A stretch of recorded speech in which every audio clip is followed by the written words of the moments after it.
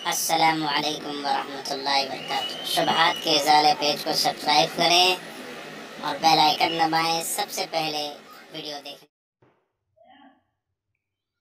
بسم اللہ الرحمن الرحیم۔ قسط نمبر 424، فکر و مجاہدہ اور انشرح۔ علماء کرام دو قسم کے ہیں، دعوتی کام اور اس کا اسلوب۔ الحمدللہ وحدہ والصلاة والسلام علی من لا نبی بعدہ، اما بعد۔ فکر و مجاہدہ اور انشرح۔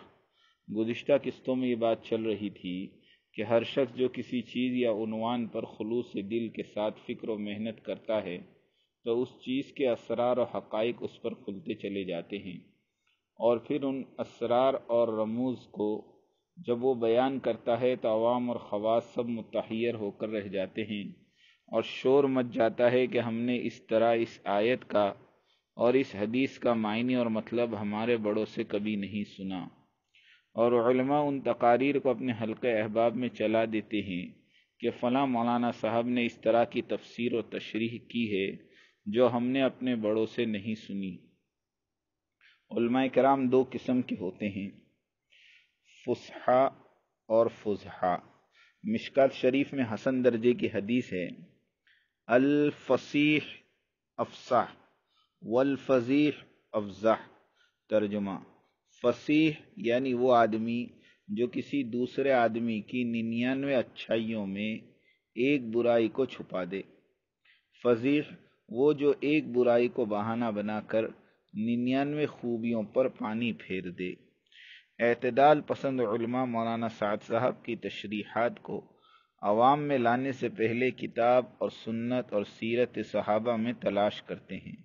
اگر انہیں وہ تشریحات نظر آ جاتی ہیں تو عوام اور خواص سب کو مطمئن کرتے ہیں کہ الحمدللہ کہ ان نئی تشریحات و تصریحات کو ہم نے قرآن اور حدیث اور سیرت صحابہ میں صحیح پایا، لہذا یہ تشریحات درست اور حق ہیں، انہیں کہنے دو۔ اور غیر منصف علماء جو لکیر کے فقیر ہوتے ہیں، ان کی پہنچ صرف اپنے بزرگوں تک ہی محدود ہو کر رہ جاتی ہے، اس کے آگے کا نہ ان کو علم ہوتا ہے اور نہ رسائی۔ اوپر تک رسائی تو علمی استعداد کرواتی ہے، اسی لیے مجتہدین کا فرمان ہے، قدر استعداد والوں کی پہنچ صرف روایت تک اٹک کر رہ جاتی ہے، اور اعلیٰ سطح کے علماء کی رسائی درایت یعنی اس روایت کے معنی اور مطلب سے آگے بڑھ کر اس روایت کے اسرار و رموز تک پہنچ جاتی ہے۔ یہ روایت ہم نے حضرت سید علی حجویری رحمۃ اللہ علیہ کی کتاب کشف المحجوب سے لی ہے۔ دعوتی علم کے میدان میں یہی نمایاں فرق ہے کہ مولانا سعد صاحب میں اور دوسرے علماء کرام میں کیوں نہ ہو۔ یہ تو مولانا محمد سعد صاحب ہیں، حضرت جی مولانا یوسف صاحب رحمۃ اللہ علیہ کے پوتے جو ہیں۔ مولانا علی میاں ندوی رحمۃ اللہ علیہ نے فرمایا تھا کہ شروع میں مولانا محمد یوسف صاحب رحمۃ اللہ علیہ کی تقاریر ہمارے علماء کے حلقے میں ایک سوالیہ نشان بنی رہتی تھی، بالآخر بندے نے نوٹس لیا اور ایک ایک بول کو نوٹ کرتا رہا، اور حقائق کی روشنی میں جانچ پڑتال شروع کی تو حقائق سامنے آئے کہ مولانا محمد یوسف صاحب کی بیان کردہ باتیں اور وہ ایمانی کیفیات اور دعوت کی حمیت اور اس کے اسرار اور اس میں سستی برتنے والوں پر غصہ و جلال، ان تمام خوبیوں کا اسلاف سے موازنہ کیا تو اس نتیجے پر پہنچا کہ حضرت جی یوسف صاحب رحمۃ اللہ علیہ بالکل حضرت شیخ عبد القادر جیلانی رحمۃ اللہ علیہ، حضرت شیخ مولانا محمد یوسف صاحب رحمۃ اللہ علیہ بالکل حضرت شیخ عبد القادر جیلانی رحمۃ اللہ علیہ کی زبان بول رہے ہیں۔ وہی ایمان اور یقین، وہی زہد و توکل، وہی حمیت دعوت اسلامی، وہی دعوت والے رموز و اسرار۔ سبحان اللہ۔ حضرت علی میاں ندوی رحمۃ اللہ علیہ 80 کے اواخر میں آکسفورڈ انگلینڈ کے اپنے ادارے میں ہم لندن والوں کو ہدایت دیتے ہوئے یہ بات فرمائی تھی، مشہور مثل ہے، جو گھلتا ہے اس پر کھلتا ہے۔ جو لوگ دعوتی کام میں سرگرم نہ ہو انہیں ان باتوں کا سمجھنا دشوار کن امر ہے۔ مثلاً گشت اور ترتیب گشت۔ تبلیغی کام سے پہلے کسی عالم اور مفتی اور شیخ الحدیث صاحبان کے وہم و گمان میں بھی نہ آیا ہوگا کہ دین کے احیاء کے لیے اس طرح گشت بھی کی جا سکتی ہے، اور اس گشت کے آداب بھی نص قرآن میں موجود ہیں وغیرہ وغیرہ۔ اس لیے کہ جہاں تک ہماری معلومات اور مطالعے کا تعلق ہے، اس کے پیش نظر کہیں بھی کسی کتاب و شرح میں اس گشت والی بات کا تذکرہ موجود نہیں، اس لیے کہ اس گشت کے بارے میں تو وہی سوچے جو احیاء دین کی اس محنت کو عمومی طور پر عوام میں رواج دینے کی فکر رکھتا ہو۔ اور یہ بات اظہر من الشمس ہے اور ناقابل انکار ہے کہ حضرت الیاس صاحب رحمۃ اللہ علیہ کی دعوتی محنت سے قبل سرزمین ہند پر کوئی فقیہ اور مفسر اور محدث اور مرشد کے علم و ادراک میں بھی نہ گشت تھی، نہ ترتیب گشت، نہ ہی اسے کرنے کا طریقہ، نہ ہی اس کا فائدہ تھا۔ تبلیغی اجتماعی گشت۔ گشت میں لوگوں سے ملاقات ہوتی ہے اور اللہ کی عظمت و بڑائی بیان ہوتی ہے اور انسان کے مقصد زندگی کو سمجھایا جاتا ہے۔ اللہ اور اس کے رسول کی اطاعت، نماز کا اہتمام اور آخرت کی فکر دلائی جاتی ہے۔ حضرت موسیٰ علیہ السلام کو اللہ تعالیٰ نے منتخب فرمایا، نبوت اور رسالت سے نوازا اور 2 معجزے عطا فرمائے، عصا اور ید بیضا، یعنی وہ جب اپنا ہاتھ بغل میں ڈالتے تو وہ ہاتھ سفید اور چمکدار ہوتا تھا۔ نبیوں کو معجزات دیے جاتے تھے، امتی کو نہیں۔ اللہ تعالیٰ نے حکم دیا، اذهب الى فرعون انه طغى، اے موسیٰ اب تو فرعون کی طرف جا، اس نے بڑی سرکشی مچا رکھی ہے۔ اس لیے کہ فرعون بنی اسرائیل کو، جو موسیٰ علیہ السلام کی قوم تھی، غلام بنایا ہوا تھا۔ بنی اسرائیل اللہ کو ماننے والی قوم تھی، نبیوں کی اولاد تھی، یعنی وہ اس زمانے کے مسلمان تھے جس طرح آج کے زمانے میں ہم ہیں۔ اور دوسری بڑی سرکشی فرعون کی یہ تھی کہ وہ اپنے آپ کو رب کہتا تھا، انا ربکم الاعلی، یعنی میں تمہارا بلند ترین رب ہوں۔ گشت میں جاتے وقت دعا۔ جب اللہ تعالیٰ نے حضرت موسیٰ علیہ السلام کو حکم دیا کہ فرعون کے پاس جاؤ، تو انہوں نے بڑی ہی لجاجت اور انکساری سے دعا مانگی، رب اشرح لی صدری، اے میرے رب میرا سینہ میرے لیے کھول دے اور میرا کام مجھ پر آسان کر دے، اور میری زبان کی گرہ بھی کھول دے تاکہ لوگ میری بات اچھی طرح سمجھ سکے، اور میرا وزیر میرے کنبے میں سے کر دے، یعنی ہارون علیہ السلام کو، یعنی میرے بھائی ہارون کو، تو اس سے میری کمر کس دے اور اسے میرا شریک کار کر دے۔ یہ دعا قبول ہوئی اور ہارون علیہ السلام کو نبی بنا کر ساتھ کر دیا گیا۔ وَوَهَبْنَا لَهُ مِن رَحْمَتِنَا أَخَاهُ هَارُونَ نَبِيًّا، اور ہم نے اپنی خاص مہربانی سے اس کے بھائی ہارون کو نبی بنا کر ساتھ کر دیا۔ ہر گشت سے پہلے اور ہر خروج پر دعا مانگی جائے، چاہے وہ مقامی گشت ہو کہ بیرونی، انفرادی ہو کہ اجتماعی، خصوصی ہو یا عمومی۔ دعا کیا ہے؟ دعا اس التجا کا نام ہے کہ اللہ ہم بھی محتاج ہے اور جن کے پاس جا رہے ہیں وہ بھی محتاج ہے، تو ہم کو بھی ہدایت عطا فرما، اور جن کے پاس جا رہے ہیں ان تمام کی ہدایت کے فیصلے فرما، تیرے ارادے کے بغیر ہماری کوششیں نامکمل ہیں۔ حضرت الیاس رحمۃ اللہ علیہ کے ملفوظات میں ہے کہ بغیر دعا کے ہماری گاڑی چلنے کی نہیں، ہر کام میں ہر لمحہ اللہ کی طرف متوجہ رہنے میں ہی ہماری اور ہمارے کام کی حفاظت ہے۔ مولانا محمد سعد صاحب کی تقاریر کا جائزہ۔ تقاریر 2 قسم کے لوگ کرتے ہیں، ایک مربی کی تقریر اور ایک مفتی کی تقریر۔ مربی کی تقریر باب التربیت سے متعلق ہوتی ہے اور مربی اپنے متعلقین کی استعداد و کیفیات کو ملحوظ خاطر رکھ کر ان کے اندر کتاب و سنت اور سیرت، سادگی اور جفا کشی، قربانی و زہد اور تقوی کا درس دیتا ہے تاکہ مجمع مادیات میں کم سے کم لگے اور روحانیات میں ترقی کرے۔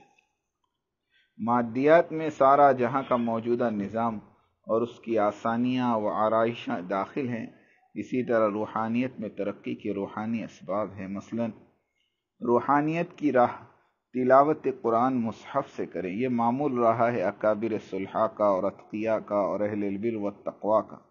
اس طریقے میں مس قرآن بھی ہے اور جو باعث رحمت اور برکت محبت ہے، اور جب قرآن کو چھونا ہی ہے تو اس کے لیے پھر وضو بھی کرنا پڑا، اور وضو بذات خود ایک عبادت ہے، اور قرآن لے کر بیٹھیں گے تو جگہ بھی نظیف اور پاک تلاش کرنی پڑے گی، اور بیٹھنے میں قبل رو ہونا پڑا، یعنی تلاوت قرآن کی نیکی، وضو کی نیکی، اسے دیکھنے اور چھونے کی نیکی، ادب و احترام کرنے کی نیکی، یعنی خیر حصے میں آ رہا ہے۔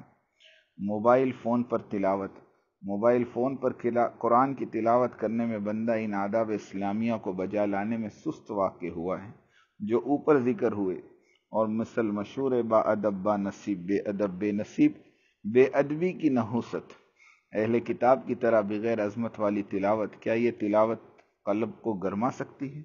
کیا قاری کے دل و دماغ میں وہ انوارات اور ایمان اور احسان پیدا کر سکتی ہے؟ اس لیے ہر زمانے میں ہر شیخ و مربی نے اپنے حلقہ احباب کو ان غیر مسنون باتوں سے متنبع اور باخبر کرتا رہا ہے، اور بحیثیت مربی یہ اس کا فرض منصبی ہے۔ حضرت الیاس صاحب رحمۃ اللہ علیہ کے خادم نے وضو کراتے ہوئے حضرت کے ہاتھ کو کونیوں سے پونچھوں کی جانب دھویا۔ حضرت غصے سے چلا اٹھے اور کہا، کیا تم میرا ہاتھ سنت کے خلاف دھو کر مجھ سے کفر کرواتے ہو؟ پونچھوں سے پانی بہاؤ کونیوں کی طرف۔ اب بتلائیے کہ اس ہاتھ کے دھونے میں بھلا کفر کہاں سے آ گیا؟ یہ تو بس عظمت سنت تھی، سنت کے خلاف ہونے والے عمل سے روکنا تھا۔ بڑوں کے یہاں تربیت کرنے کے نت نئے انداز ہوتے ہیں۔ لطیفہ، نادان اسے فتوے کا نام۔ علماء کرام نے مولانا محمد سعد صاحب کی تقاریر میں بیان ہوئے اس قسم کے الفاظ کو پکڑ کر فتنہ برپا کر دیا، حالانکہ ہر مکتب فکر کے ذمہ دار اپنے احباب کو اسی طرح سے تربیت کرتے آئے ہیں اور کرتے ہیں۔ ان باتوں کا عوام سے کیا تعلق، اور دینی مسائل اور فتاوی سے اس کا کیا تعلق؟ یہ باتیں باب التربیت سے تعلق رکھتی ہیں۔ دوسرا باب دارالافتاء، مفتیان کرام کا شعبہ عالیہ، یہاں سے جو بات بھی کہی جائے اس کا بڑا وزن ہے، اس لیے کہ یہ شرعی عدلیہ ہے، باب التربیہ نہیں۔ دارالعلوم دیوبند کے مفتیان کرام اگر الفصیح افصح والے طرز کو اپناتے تو امت مسلمہ کو اس عظیم انتشار سے بچا سکتے تھے، مگر انہوں نے ایک عام مولویوں جیسا رویہ اختیار کیا، اور یہ تمیز کرنا بھی بھول گئے کہ تبلیغی جماعت کا قائد اپنے حلقہ احباب سے تربیتی گفتگو کر رہا ہے، نہ کہ فتوی بازی۔ ایک غیر مفتی کی بات کو فتویٰ کس طرح سے کہا جائے گا؟ اور فتوے کے لیے مستفتی کا ہونا ضروری ہے، اور جہاں یہ باتیں حضرت جی مولانا سعد صاحب نے بیان فرمائیں وہ تبلیغ والوں کی خصوصی مجلس تھی جو ہمارے بڑے اجتماعات کا ایک حصہ ہوتی ہیں۔ مربی اور مفتی میں فرق، مربی اور مفتی میں زمین آسمان کا فرق ہوتا ہے۔ ساری دنیا کے مربی اور مشائخ مل کر بھی ایک عام مفتی صاحب کے مقام کو نہیں پہنچ سکتے، چاہے کتنے ہی جتن کر لیں، اور ہر مفتی اسلامی قوانین کا پاسدار ہوتا ہے اور وہ بذات خود ایک مربی ہوتا ہے۔ دارالعلوم دیوبند کا نیک اقدام، مفتیان دارالعلوم دیوبند نے یہ لکھ کر کہ مولانا محمد سعد صاحب کو لکھا گیا خط ایک نصیحت تھی، فتویٰ ہرگز نہیں تھا، اپنے ذمہ دارانہ منصب کی پاسداری کی، اللہ ان کے اس عمل کو قبول فرمائیں۔ لیکن دارالعلوم دیوبند کے معیدین نے بغیر سوچے سمجھے اس نصیحت نامے کو فتویٰ سمجھ کر دارالعلوم کی تائید میں مولانا سعد صاحب پر فتویٰ دینا شروع کر دی۔ تبلیغی عوام اس پس و پیش میں ہے کہ جو علماء اور مدارس ہمارے امیر اور قائد مولانا سعد صاحب کے خلاف فتویٰ شائع کیے ہیں، ہم علماء اور مدارس کا ساتھ کیوں دیں؟ تنبیہ، اس مسئلے کو مفتیان دارالعلوم دیوبند ہی حل کر سکتے ہیں، وہ اس طرح سے کہ ایک نصیحت نامہ بطور تحریر لکھا جائے جس میں ساری وضاحت ہو کہ دارالعلوم دیوبند اور تبلیغی جماعت ایک دوسرے کے ساتھی اور معاون رہے ہیں اور ہمیشہ رہیں گے، اور موجودہ انتشار غلط فہمیوں کی وجہ سے واقع ہوا ہے۔ ہم سب مل کر پہلے کی طرح شیر و شکر بن کر رہیں اور دین کے فروغ کے لیے تعلیمی اور تبلیغی محنت کرتے رہیں۔ اس طرح سے کوئی مضمون ہو جو دونوں طرف کی خلش کے دور ہونے کا سبب بنے، ورنہ مفسدین کو ایک اور موقع ہاتھ لگ جائے گا تعلیم و تبلیغ میں دراڑیں پیدا کر سکیں۔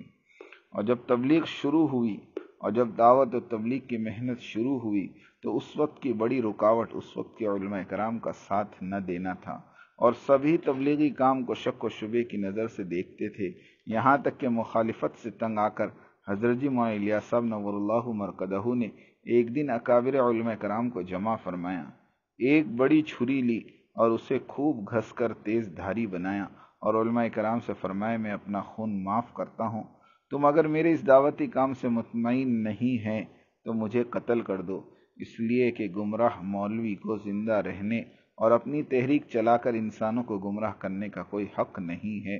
اکابرین علماء نے فرمایا حضرت آپ تو صحیح کام کر رہے ہیں۔ تو حضرت الیاس نور اللہ مرقدہ نے فرمایا پھر آپ لوگ میرا ساتھ کیوں نہیں دیتے؟ سب نے کہا کہ انشاءاللہ ہم ساتھ دیں گے۔ علماء کرام نے ساتھ دیا، پھر دعوتی کام تیزی سے چل پڑا۔ ان دونوں بر اعظم میں ہماری مراد ایشیا اور افریقہ کے لوگوں نے اسلام چھوڑنا شروع کیا اور اللہ کے عذاب میں مبتلا ہو گئے۔ ان پر دو قسم کے عذاب شروع ہوئے، ایک عذاب خوف، دوسرا عذاب جوع۔ ضرب اللہ مثلا قریۃ کانت آمنۃ مطمئنۃ یأتیہا رزقها رغدا من کل مکان فکفرت بانعم اللہ فاذاقها اللہ لباس الجوع والخوف بما كانوا يصنعون۔ بس اللہ نے انہیں بھوک اور خوف کے لباس میں لپیٹ دیا اور ان کے اپنے کرتوت کی وجہ سے فائدہ۔ یاد رکھیں عذاب وقتی ہوتا ہے، آ کر ٹل جاتا ہے، مگر یہاں عذاب نہیں بلکہ لباس کا لفظ بیان ہوا ہے جو کبھی بھی اترنے والا نہیں۔ ماں کی گود سے لباس بدن پر چڑھتا ہے تو قبر کی گود میں بھی نہیں اترتا، چڑھا ہی رہتا ہے۔ ساری دنیا کی چیریٹی بھی جمع کر دو تو ان علاقے کے لوگوں کا فقر و فاقہ کبھی ختم نہیں ہوگا، سوائے اس کے کہ انہیں اسلام پر لے آؤ، توبہ کراؤ، اللہ کا فرما بردار بناؤ۔ لطیفہ، ایمان اور عمل صالح ہی عذاب جوع اور خوف کو دور کر سکتے ہیں۔ فَلْيَعْبُدُوا رَبَّ هَذَا الْبَيْتِ الَّذِي أَطْعَمَهُم مِّن جُوعٍ وَآمَنَهُم مِّن خَوْفٍ۔ بس چاہیے کہ اللہ رب العزت کی عبادت کرے کہ جس نے کھلا کر بھوک دور کی اور امن قائم فرما کر خوف دور کیا۔ دوسری قوم جو تھی یعنی برزلی، تو انہوں نے ساؤتھ امریکہ کا رخ کیا اور سارے ساؤتھ امریکہ میں اسلام پھیلا دیا۔ برزل قوم وہیں آباد ہوئی۔ برزل کی جمع برازیل ہے۔ آج بھی لاکھوں مسلمان برازیل میں موجود ہیں، اللہ آباد رکھیں۔ مسیحیت بھی دعوتی نقل و حرکت سے پھیلی، مگر افسوس اور صد افسوس کہ امت مسلمہ کی بڑی تعداد نے نقل و حرکت کو چھوڑ کر جمود اور قعود کو پسند کیا، جس کی وجہ سے دین پھیلنا بند ہو گیا اور مسلمان دین سے غافل ہو کر دین چھوڑنے پر آمادہ ہو گئے۔ حالانکہ اسلام آیا ہی تھا سارے مذاہب پر چھا جانے کے لیے، مگر یہ چھا جانا دعوت و تبلیغ کی محنت کے بغیر کیوں کر ممکن ہوتا؟ مگر افسوس تو یہ ہے کہ اس امت مسلمہ کو دعوتی کام سمجھانا پڑ رہا ہے، عوام کو بھی اور علماء کرام کو بھی۔ یہ بالکل اس طرح ہے جیسے مچھلی کے بچے کو تیرنا سکھایا جا رہا ہو۔ مسلمان تو پیدا ہی کیا گیا دعوتی محنت کے لیے، کوئی صحابی بغیر دعوتی محنت کے نہیں ملیں گے۔ حیران کن بات تو یہ ہے کہ عوام سمجھ رہی ہے اور تبلیغی کام کر رہی ہے، اعتراضات اور رخنہ اندازی تو اہل علم کی طرف سے ہو رہی ہے۔ اللہم استعملنا فیما یرضیک عنا ولا تشغلنا فیما یباعدنا عنک، وآخر دعوانا ان الحمد للہ رب